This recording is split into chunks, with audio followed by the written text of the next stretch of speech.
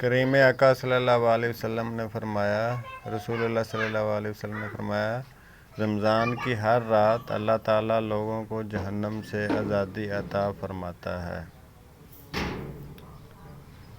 کریم آقا صلی اللہ علیہ وسلم نے فرمایا رسول اللہ صلی اللہ علیہ وسلم نے فرمایا ہمیشہ لوگ خیر کے ساتھ رہیں گے جب تک وہ افطار میں جلدی کرتے رہیں گے۔ حضرت ابو ہریرہ رضی اللہ تعالیٰ عنہ سے روایت ہے کہ رسول اللہ صلی اللہ علیہ وسلم نے فرمایا کہ جس نے جھوٹ بولنا اور اس پر عمل کرنا ترک نہ کیا تو اللہ تعالیٰ اس کے کھانا پینا چھوڑ دینے کی کوئی ضرورت نہیں۔